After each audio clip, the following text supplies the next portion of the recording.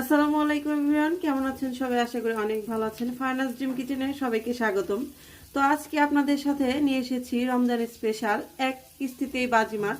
তো এই বুড়াটা বা পাকোড়াটা যেটাই বলুন না কেন, এটা কিন্তু ইফতারের আইটেমে কিংবা গরম ভাতের সাথে কিংবা মুড়ি মাখানো যেটাই বলেন না কেন, একটাতে কিন্তু সব কিছুর সাথে অ্যাটাচড হয়ে যাবে। তো এত সুন্দর এত মজাদার রেসিপিটা আমি কিভাবে তৈরি করেছি সেটাই শেয়ার করছি। তো চলুন চলে যাচ্ছি মূল রেসিপি। এইখানে আমি 2 কাপ খেসারি ডাউল রেখেছি, আর এটাকে আমি সুন্দর করে কষলিয়ে ধুয়ে আমি এটাকে 2 থেকে 3 ঘন্টা ভিজিয়ে রেখেছি। তো এবার এটাকে আমি তুলে নিচ্ছি পানিটা ঝরিয়ে। তো পানি ঝরিয়ে আমি সেটাকে মিক্সিং জারে ঢেলে নিয়েছি। এখানে 2 কাপের জন্য আমি 10-12টা কাঁচামরিচ রেখেছি এবং কিছুটা রসুন রেখেছি। তো পরিমাণটা আপনারা দেখে বুঝে নেবেন। এবারে সবগুলো ঢেলে দিচ্ছি।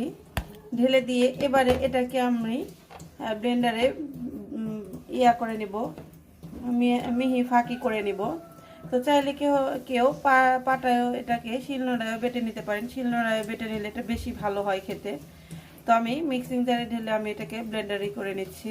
তো আমি ব্লেন্ড করে নিয়েছি। আর এটাকে কিন্তু একদম মিহি করা যাবে না, এরকম একটু দানা দানা থাকবে, তাহলেই কিন্তু খেতে ভালো লাগবে। একদম মিহি করলে কিন্তু সেটা খেতে ভালো লাগবে না। তো এবারে এর মধ্যে দিয়ে দিচ্ছি পরিমাণ মতো পেঁয়াজ কুচি। তো চেষ্টা করবেন পেঁয়াজটা একটু বেশি করে দিতে। এবারে দিচ্ছি সামান্য 1 চিমটি হলুদ, লবণটা দিচ্ছি পরিমাণ মতো। এবারে এগুলোকে একসঙ্গে মাখিয়ে নেব। তো আমি একটা তাওয়ার মধ্যে তেলটাকে বেশ গরম করে নিয়েছি। এবার এটাকে বোড়ার শেপ করে আমি এর মধ্যে দিয়ে দিচ্ছি। তো এভাবে করে আমি দিয়ে দিচ্ছি।